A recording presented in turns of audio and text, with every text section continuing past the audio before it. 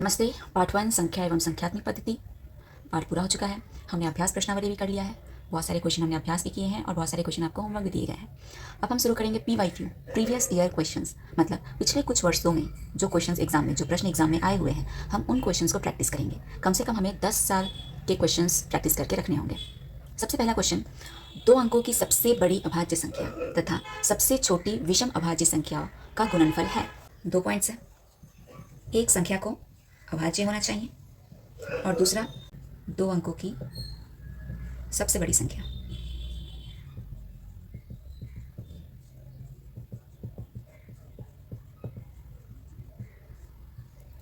हमें पता है 2 अंक शुरू कहाँ से होता है?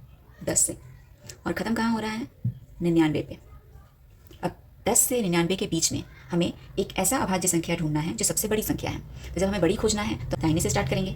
अगर हमें छोटी संख्या खोजना होता तो हम बाएं से स्टार्ट करते, लेकिन हमें खोजना क्या है? सबसे बड़ी संख्या। तो 99 के साइड से हम स्टार्ट करेंगे। 99 जो है बड़ी संख्या तो है, 2 अंकों की सबसे बड़ी संख्या है, लेकिन अभाज्य संख्या नहीं है। 98 ये भी अभाज्य संख्या नहीं है। 97 ये एक अभाज्य संख्या है। इसका मतलब 2 अंकों की सबसे बड़ी अभाज्य संख्या हमारे क्या है? 97। तो हमें पहला संख्या मिल चुका है, क्या है? 97। सवाल के दूसरे पार्ट पे आते हैं। सबसे छोटी विषम अभाज्य संख्या का गुणनफल है। सबसे छोटी विषम अभाज्य, अब इसके भी 2 पार्ट हैं। एक क्या कहा गया है? विषम, दूसरा अभाज्य। इसमें तीसरा पार्ट भी है, तीसरा कंडीशन भी है क्या? कि ये सबसे छोटी होनी चाहिए। तो सवाल में पूछा गया है कि इन 3 बिंदुओं को कवर करना होगा। ऐसी संख्या निकालेंगे जो सबसे छोटी विषम भी हो और अभाज्य भी हो। सबसे छोटी संख्या क्या है? 1। 0 भी है, 0 का कोई मान नहीं है, तभी हम लोग 0 को छोड़ देते हैं। 1 सबसे छोटी संख्या है, लेकिन विषम भी है, सबसे छोटी भी है, विषम भी है, लेकिन अभाज्य नहीं है, तो ये नहीं होगा। 2 अभाज्य है लेकिन सम संख्या है ये, तो ये भी नहीं होगा। 3 जो है वो विषम संख्या भी है, अभाज्य संख्या भी है। इसका मतलब हमें सवाल के अनुसार हमारा अंक मिल गया है। हमारा संख्या कौन सी है? सबसे छोटी विषम अभाज्य संख्या। तो ये विषम भी है, अभाज्य भी है, तो हमें दूसरा संख्या ही मिल गया है। पहला संख्या मिला है यहाँ से 97 और दूसरा संख्या मिला है यहाँ से 3। अब दोनों का क्या निकालना है? गुणनफल, मतलब गुना करना है। गुना कीजिए। 3 सते 21, 21 का 1 हाथ में 2, 3 नवा 27, 27 और 2 29। आंसर चेक कीजिए, 291। दूसरे सवाल पे आते हैं। 2 अंकों वाली प्रकृत संख्या की संख्या है। 2 अंकों वाली प्रकृत संख्या हमें पता है 1 से शुरू करके इन्फिनिटी तक, ये सारी क्या है? प्रकृत संख्या है। लेकिन सवाल क्या है? 2 अंकों वाली प्रकृत संख्या कितनी है? तो 1 2 3 4 5 6 7 8 9, 1 से लेकर 9 तक ये क्या है? 1 अंकों वाली संख्या है।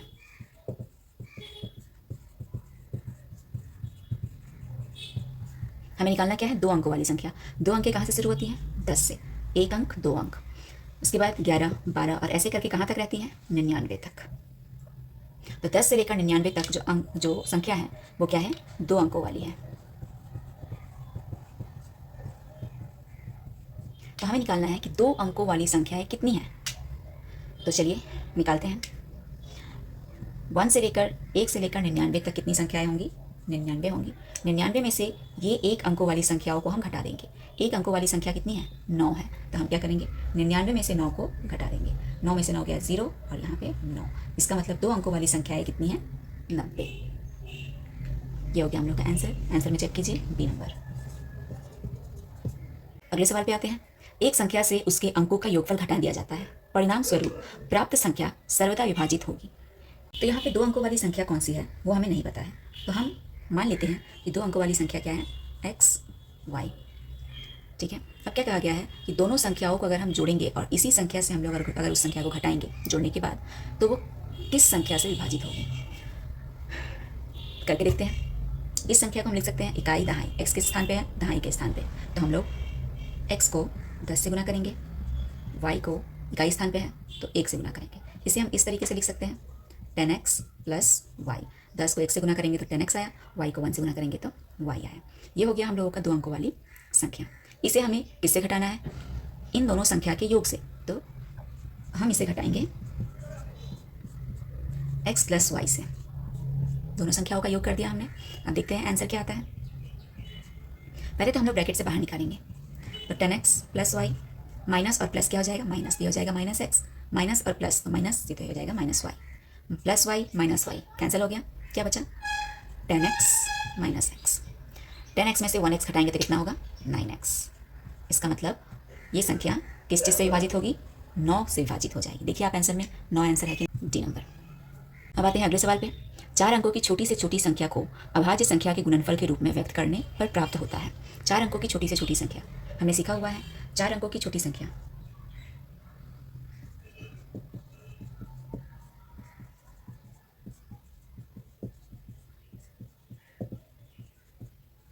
कौन सी होगी? जब 4 अंक दिए गए हैं तो 4 माइनस 1 कितना हो जाएगा 3, मतलब 1 की दाहिनी ओर हम लगाएंगे 30। ये हो गया हमारा 4 अंकों की सबसे छोटी संख्या। अब इसे क्या करना है? अभाज्य संख्याओं के गुणनफल के रूप में लिखना है। तो गुणनफल निकालेंगे, लसा सभी को आता होगा, तो लसा निकाल लेते हैं। ये हो गया अभाज्य संख्याओं का गुणनफल।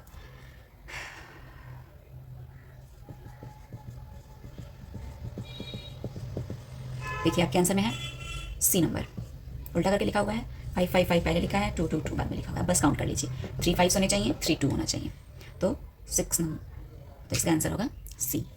अब आते हैं अगले सवाल पे। इनमें से कौन सा कथन सत्य है? यहाँ पे कुछ कथन दिए हुए हैं A B C D।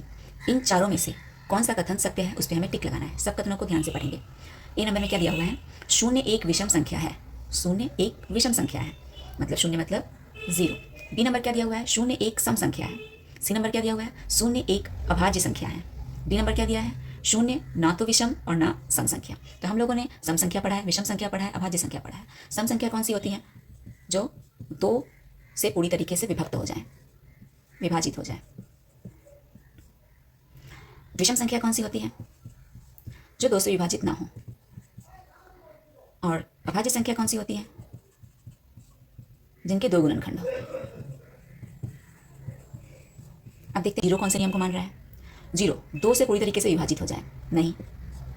विषम संख्या जो 2 से पूरी तरीके से विभाजित ना हो, ये भी नहीं होगा। अभाज्य संख्या जिसके 2 गुणनखंड हो, 0 का कोई गुणनखंड नहीं होता है, तो ये भी नहीं होगा। तो हमारे पास एक ही ऑप्शन बच गया, ऑप्शन डी। 0 ना तो विषम संख्या है और ना ही सम संख्या है, तो हमारा आंसर क्या होगा? डी। इस सवाल पे आते हैं। 5 अंकीय बड़ी से बड़ी तथा छोटी से छोटी संख्याओं जिनमें सभी अंक भिन्न हो का अंतर है। अब ये थोड़ा सा डिफरेंट क्वेश्चन है, लेकिन अगर आप दिमाग लगाएंगे तो ये बहुत ही आसान है। डिफरेंट है लेकिन आसान है। क्या कहा है? 5 अंकों की बड़ी से बड़ी संख्या और छोटी से छोटी संख्या भी निकालना है जिनमें सभी अंक भिन्न हो। इस चीज़ का ध्यान रखना है। क्या कहा गया है? भिन्न। हम 5 अंकीय संख्या में जितने भी अंक इस्तेमाल करेंगे सारे अंक अलग होने चाहिए, कोई भी अंक रिपीट ना हो। तो 5 अंकों की बड़ी से बड़ी संख्या में पता है क्या है? 9 9 9 9 9। यह है सबसे बड़ी संख्या। लेकिन हमें क्या कहा है? सारे अंक भिन्न होने चाहिए। यहाँ क्या है? सारे अंक एक जैसे ही, ये भी 9 है, ये भी 9 है, ये भी 9 है, ये भी 9 है और ये भी 9 है। हमारे सवाल में पूछा गया है भिन्न होने चाहिए। तो पहला 9, इस 9 को हम रहने देंगे। इसके बाद वाले 9 को हम हटा के यहाँ लिख देंगे। 9 के बाद सबसे बड़ी संख्या कौन सी आती है? 8। 8 के बाद सबसे बड़ी संख्या कौन सी आती है? 7। 7 के बाद 6। 6 के बाद 5। तो ये हो गया 5 अंकों की बड़ी से बड़ी संख्या जिनमें सभी अंक क्या है? भिन्न है। कोई भी अंक मिलता जुलता नहीं है। किसी भी अंक को हमने 2 बार इस्तेमाल या 2 बार से ज़्यादा इस्तेमाल नहीं किया है। सेम इसी तरीके से हमें क्या करना है? 5 अंकों की छोटी से छोटी संख्या निकालना है। हमें पता है 5 अंकों की सबसे छोटी संख्या कौन सी है? यह है 5 अंकों की सबसे छोटी संख्या। हमें क्या कहा है? सारे अंक भिन्न होने चाहिए। सारे अंक हमें क्या करने होंगे? भिन्न करने होंगे। 1 से बड़ा क्या है? 2। 2 से बड़ा क्या है? 3। 3 से बड़ा क्या है? 4। 0 को हम पहले नहीं लगा सकते हैं। अगर हम लोग 0 को पहले लगा लेंगे तो क्या हो जाएगा? ये 5 अंकों की जगह 4 अंकों की संख्या बन जाएगी, क्योंकि किसी भी संख्या के आगे में 0 का कोई भी मान नहीं होता है, कोई भी वैल्यू क्या। तो इसीलिए हम लोग 0 को पहले कभी भी संख्या के पहले नहीं लगाते हैं, 0 को संख्या के बीच में लगाते हैं। तो ये वाला रूल, ये वाला नियम मैं आपको पहले ही बता चुकी हूँ, तो इस रूल को फिर से रिपीट नहीं करूँगी। तो ये हो गया 5 अंकों की सबसे बड़ी संख्या जिनमें सारे अंक भिन्न हो। ये हो गया 5 अंकों की सबसे छोटी संख्या जिनमें सारे अंक भिन्न हो। अब क्या निकालना है? हमें दोनों का अंतर निकालना है। तो अंतर का मतलब होता है घटाओ। निकालेंगे हम घटाओ। 5 में से 4 1, 6 में से 3 3, 7 में से 2 5, 8 8। आंसर से मिलाइए बी नंबर। अगला सवाल। विभिन्न अंकों का प्रयोग 4 अंकीय सबसे छोटी संख्या जिसमें 9 दहाई के स्थान पर हो। अब एक एक करके इसमें कंडीशंस जोड़ रहा है। पिछले सवाल में हम लोगों ने जाना कि 5 अंकीय बड़ी से बड़ी संख्या और छोटी से छोटी संख्या जिसमें सारे अंक भिन्न हो। अब इस सवाल में क्या है? 4 अंकों की छोटी से छोटी संख्या निकालनी है जिसमें सभी अंक भिन्न होना चाहिए। लेकिन एक और कंडीशन है। क्या कंडीशन है? कि 9 जो है वो दहाई के स्थान पे होना चाहिए। 9 दहाई के स्थान पे होना चाहिए। तो चलिए क्रिएट करते हैं 4 अंकों की छोटी संख्या। हमें पता है 4 अंकों की सबसे छोटी संख्या 1000 होती है। अब यहाँ पे हमें क्या करना है? इसको बदलना है ताकि ये सारे अंक सेम ना हो, सारे अंक भिन्न हो, अलग अलग हो। तो 1 1 की जगह पे रहेगा, 0 0 की जगह पे रहेगा। सबसे पहले हम ये देख लेंगे दहाई के स्थान पे क्या लगाना है, 9। तो ये है इकाईस का स्थान, ये है दहाई का स्थान, ये है सैकड़े का स्थान, ये है हजार का स्थान। दहाई के स्थान पे हमें क्या लगाना है, 9। तो सबसे पहले हम दहाई का स्थान चेंज कर देंगे और यहाँ लिख देंगे 9। 1 के बाद 0, ठीक है। 9 हो गया दहाई के स्थान पे, क्वेश्चन जैसा कहा था वैसे कर दिए। 0 देखो अब 2 बार हो रहा है, 2 बार 0 रिपीट नहीं कर सकते हैं, सारी संख्याएं भिन्न होनी चाहिए। इस 0 के स्थान पे हमें दूसरा कुछ लगाना पड़ेगा। अब जब छोटी से छोटी संख्या बनानी है तो हमें क्या करना होगा, छोटी संख्याओं को डालना होगा। 1 डाल चुके हैं, 0 डाल चुके हैं, अब 1 के बाद कौन सी संख्या आती है, 2। तो यहाँ पे हमें क्या लगाना होगा, 2। चलिए आंसर से मिला के देखिए, 1092 बी नंबर। अगले सवाल पे आते हैं। अंकों 5, 1, 6 में से किन्हीं 2 अंकों को कितनी बार प्रयोग में लाकर बनाने वाली 5 अंकों वाली छोटी से छोटी संख्या कौन सी है। अब इस सवाल का उत्तर 2 तरीके से खोज सकते हैं, मेथड 1 एंड मेथड 2।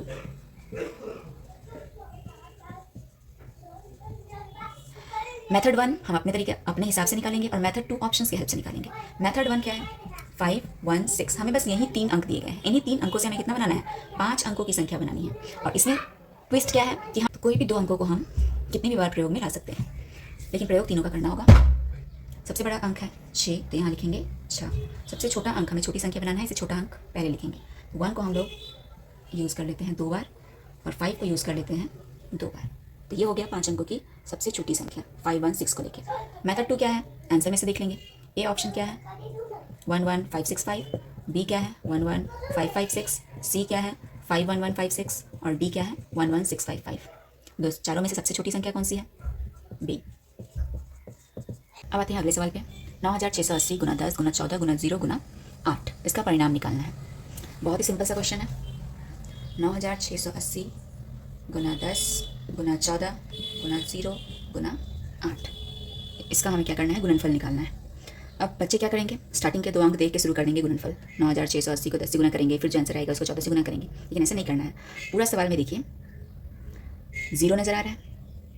मैंने आपको पहले भी बताया हुआ है, अगर आपने मेरा पिछला वीडियोस देखा होगा तो, दैट किसी भी संख्या को अगर हम लोग 0 से गुना करते हैं तो पूरा संख्या किस में बदल जाता है, 0 में। तो हमें ये सब कुछ भी गुना करने का ज़रूरत नहीं है। अगर गुणनफल में 0 है तो चाहे वो कितना ही बड़ा नंबर क्यों ना हो, 0 से गुना होकर उसका आंसर क्या आ जाएगा, 0। तो हमारा आंसर होगा डी।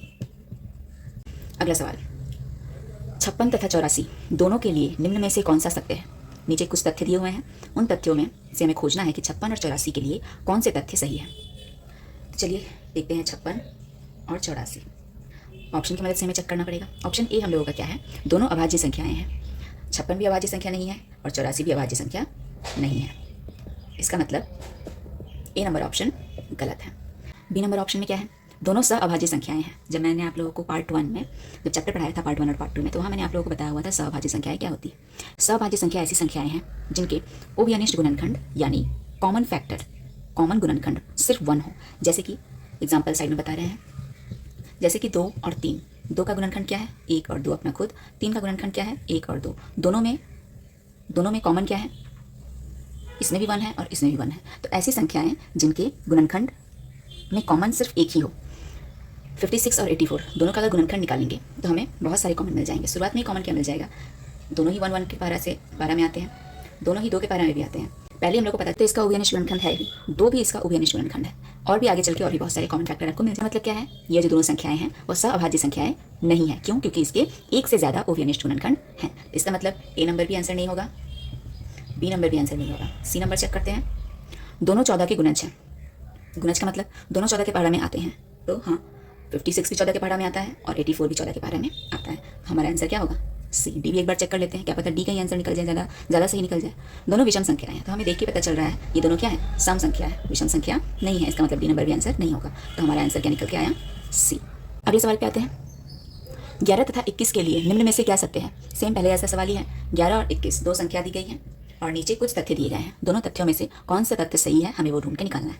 ए नंबर ऑप्शन क्या है, दोनों भाज्य संख्याएं हैं। भाज्य संख्या आप लोगों ने पढ़ा है, जो जिनके 2 से ज़्यादा गुणनखंड हो उन्हें हम लोग भाज्य संख्या कहते हैं, और जिनके सिर्फ 2 गुणनखंड हो उन्हें हम अभाज्य संख्या कहते हैं।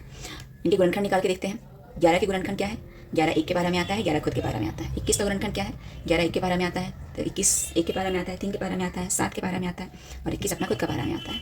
तो 21 तो भाज्य संख्या है क्योंकि इसके 2 से ज़्यादा गुणनखंड है, लेकिन 11 जो है वो भाज्य संख्या नहीं है। ये क्या है, एक अभाज्य संख्या है। तो नीचे जो तथ्य दिए गए हैं वो एक के लिए सही है और एक के लिए गलत है। हमें क्या चाहिए, दोनों के लिए सही होने चाहिए। तो ए नंबर जो हम लोग का ऑप्शन नहीं होगा। बी नंबर, दोनों सम संख्याएं हैं। देख के पता चल रहा है ना ही ये सम संख्या है ना ही ये सम संख्या है। सम संख्या मतलब जो 2 से पूर्णतः विभाजित हो जाए, और विषम संख्या जो 2 से पूर्णतः विभाजित ना हो। तो ये दोनों क्या है, सम संख्या नहीं है, ये दोनों विषम संख्या है। मतलब बी नंबर भी ऑप्शन हमारा नहीं होगा। सी नंबर, दोनों सहअभाज्य संख्या। अभी हम लोगों ने कुछ देर पहले पढ़ा सहअभाज्य संख्या क्या होती है। सहअभाज्य संख्या में क्या होता है, दोनों में सिर्फ एक कॉमन होना चाहिए। देखते हैं दोनों के गुणनखंड में कॉमन क्या है, सिर्फ एक कॉमन है। इसका मतलब हम लोग का सी आंसर हो सकता है।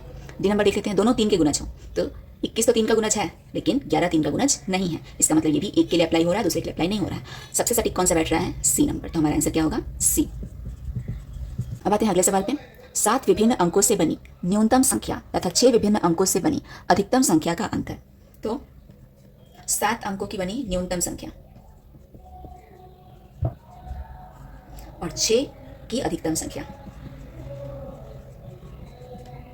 अब न्यूनतम मतलब क्या होता है, सबसे छोटी संख्या। अधिकतम मतलब क्या होता है, सबसे बड़ी संख्या। वैसे शब्दों का खेल है, शब्दों से कंफ्यूज नहीं होना है। विभिन्न अंक का इस्तेमाल करके हमें 7 अंकों की न्यूनतम छोटी संख्या मतलब न्यूनतम संख्या निकालनी है और 6 अंकों की भी अधिकतम संख्या निकालनी है। लेकिन इसमें भी क्या होने चाहिए, अंक भिन्न होने चाहिए, सेम अंक रिपीट नहीं कर सकते हैं। तो न्यूनतम संख्या 7 अंकों की सबसे छोटी संख्या है, पता है क्या है,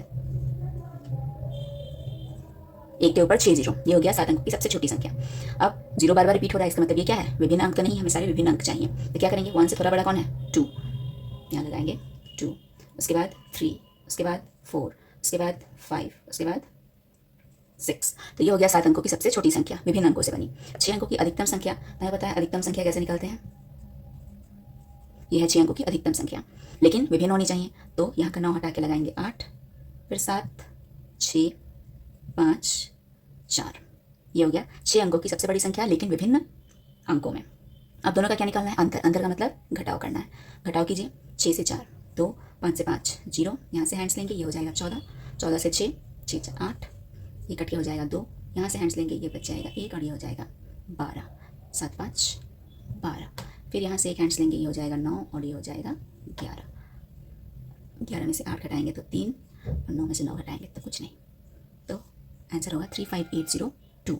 देखिए चेक कीजिए आंसर 35802, बी नंबर आंसर।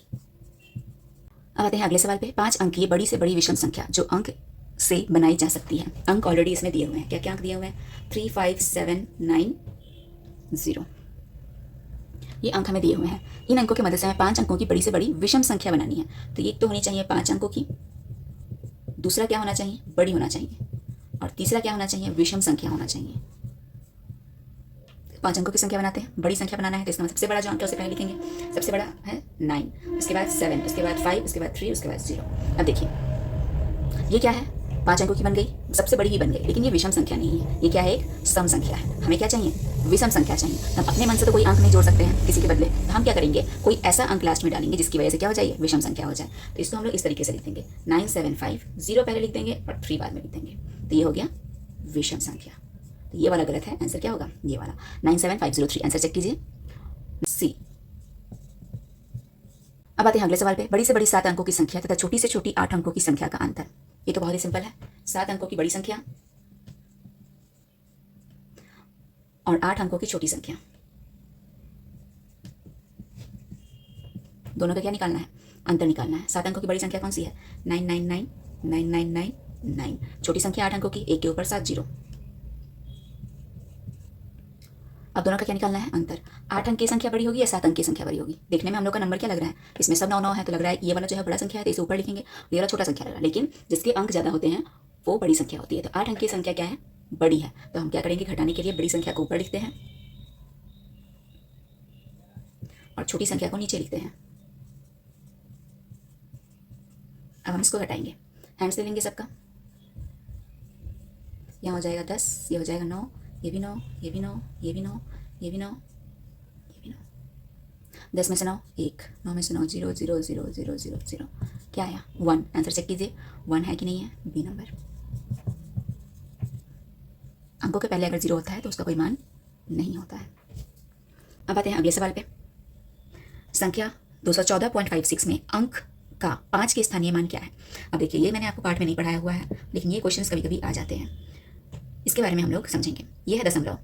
दशमलव के पहले के अंकों का स्थानीय मान हमने सीखा हुआ है, लेकिन दशमलव के बाद जो अंक आते हैं उसका स्थानीय मान हमने नहीं सीखा है।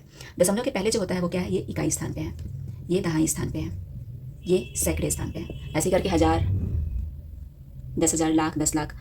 दशमलव के बाद जो होता है वो इकाई से शुरू नहीं होता है, वो किससे शुरू होता है? दहाई से। और इस तरफ हम क्या कर रहे थे? दाहिने से बाएं की ओर गिन रहे थे, लेकिन यहाँ पे क्या गिनेंगे हम लोग? बाएं से दाहिने की ओर। दशमलव के बाद जो भी अंक हम लोग गिनते हैं वो बाएं से दाहिने की ओर गिनते हैं। तो यहाँ पे क्या हो जाएगा? 10वें।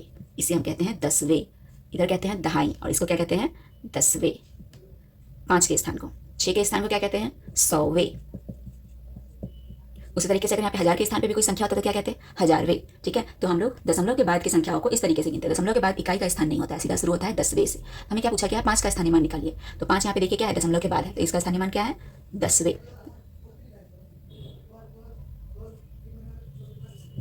सी होगा आंसर। अब अगला सवाल, 7012 तथा 3 से बनने वाली 5 अंकों की छोटी से छोटी सम संख्या क्या है? इसमें हमें निकालना है पहले 5 अंकों की संख्या। और क्या है? छोटी होनी चाहिए। और क्या होना चाहिए? सम संख्या होना चाहिए। ऐसा ही सवाल हम लोगों ने कुछ देर पहले किया था, जिसमें विषम संख्या निकालना था, लेकिन इसमें हमें क्या करना है? सम संख्या निकालना है। संख्या है 70123। 5 अंकों की छोटी से छोटी सम संख्या, छोटी संख्या निकालनी है, तो हम इससे पहले छोटी संख्या बना लेते हैं। सबसे छोटा अंक 1, उसके बाद 0, 2, 3, 7। 1 के बाद 0 क्यों लगा रहे हैं, इस बारे में मैं आप लोगों को पिछले वीडियो में बता चुकी हूँ, तो मैं दोबारा इसको रिपीट नहीं कर रही हूँ। अगर आपको जानना हो तो आप पिछला वीडियो चेक कर सकते हैं। 10237 ये क्या हो गया? हम लोग का छोटी संख्या हो गया, 5 अंकों की छोटी संख्या। 5 अंकों की भी हो गई, छोटी संख्या भी हो गई, लेकिन क्या होना चाहिए? इसको सम होना चाहिए। सम संख्या होने के लिए इकाई स्थान पे ऐसा अंक होना चाहिए जो 2 से विभाजित हो जाए। इकाई स्थान पे है 7, 7 जो है 7 2 से पूर्णतः विभाजित नहीं होता है। इसका मतलब ये पूरी संख्या क्या है? सम संख्या नहीं है। तो इसे सम संख्या हमें बनाना पड़ेगा। सम संख्या बनाने के लिए हमें क्या करना पड़ेगा? इसमें से सम संख्या कौन सी है? 2 जो है वो क्या है? सम संख्या है। इसका मतलब हमें इकाई स्थान पे 2 को लेके आना पड़ेगा। तो हम इसको ऐसे लिख सकते हैं 10372। तो ये हो गया हम लोगों का सबसे छोटी 5 अंकों की संख्या, जो क्या है? सम है क्वेश्चन के मुताबिक। आंसर चेक करते हैं 10372 ए। अब आते हैं अगले सवाल पे, 1 से 25 तक की संख्याओं का योगफल क्या होगा? ऐसा सवाल पहले भी सॉल्व करवा चुके हैं। अगर आपको याद नहीं है तो आप मेरे पिछले वीडियो पे जाके इस सवाल को देख सकते हैं। यहाँ पे मैं एक बार और आपको रिपीट करवा रही हूँ। 1 से 25 कहा गया, इसका मतलब ये प्रकृत संख्या है, ना ही ये सम संख्या है, ना ही ये विषम संख्या है। हम लोगों ने 3 फॉर्मूला पढ़ा हुआ था, विषम के लिए अलग, सम के लिए अलग, प्रकृत संख्या के लिए अलग। प्रकृत संख्या वाला फॉर्मूला क्या था? n गुना n+1/2। 2 तरीके मैंने इसको बताए थे। एक तरीका था जिसमें आप सारी संख्याओं को जोड़ सकते हैं। 25 तक सारी संख्याओं को जोड़ेंगे तो आपको आंसर मिल जाएगा। इनसे थोड़ा टाइम लगेगा। इसके लिए बस आपको फॉर्मूला याद करने होंगे। सम संख्या के लिए एक फॉर्मूला, विषम के लिए एक फॉर्मूला और प्रकृत संख्या के लिए एक फॉर्मूला। आप उस चीज़ को ध्यान में रखें। अब n क्या है? तो जितनी संख्याएं हैं वो n होंगी। 1 से 25 तक कितनी संख्याएं होती हैं? 25 संख्याएं होती हैं। तो हम क्या करेंगे? 25 को जहाँ जहाँ n लिखा हुआ है वहाँ 25 डाल देंगे। 25 गुना 25 जोड़ 1 26/2। 25 को 26 से गुना करेंगे 650/2। दोनों को 650 को 2 से भाग करेंगे तो ये हो जाएगा 325। आंसर चेक कीजिए 325 है कि नहीं है, बी नंबर। अब आते हैं अगले सवाल पे, संख्या 30746 में किस अंक का स्थानीय मान सबसे अधिक है? ये तो लॉजिकल क्वेश्चन है। अगर आपको अच्छे से समझ में आ गया है पूरा पार्ट तो ये सवाल का जवाब खोजना आपके लिए उतना कठिन नहीं होगा। सबसे अधिक स्थानीय मान किसका होगा? जिसका स्थानीय मान सबसे अधिक है। इकाई, दहाई, सैकड़ा, हजार, 10,000, 3 का स्थानीय मान सबसे अधिक है, तो इसलिए क्या होगा? सबसे बड़ा स्थानीय मान वाला अंक। लेकिन अगर किसी को नहीं समझ में आए तो इसे मैं अच्छी तरीके से समझा देती हूँ। 6 इकाई के स्थान पे है, 4 दहाई के स्थान पे है, 7 सैकड़े के स्थान पे है, 0 हजार के स्थान पे है, 3 10,000 के स्थान पे है। हमें क्या करना है? सबका स्थानीय मान निकालना है। 6 का स्थानीय मान क्या होगा? इकाई के स्थान पे है तो 1 से गुना करेंगे। 4 दहाई के स्थान पे है तो 10 से गुना करेंगे। 7 सैकड़े के स्थान पे है तो 100 से गुना करेंगे। 0 हजार के स्थान पे है, 0 को किसी भी संख्या से गुना करते हैं तो 0 ही आंसर आता है। 3 को 10,000 से गुना करेंगे तो आएगा 30,000। इन सब में से सबसे बड़ी संख्या कौन सी है? 30,000। इसका मतलब इसका स्थानीय मान सबसे अधिक है 3 का, तो ऑप्शन ए हम लोग का आंसर।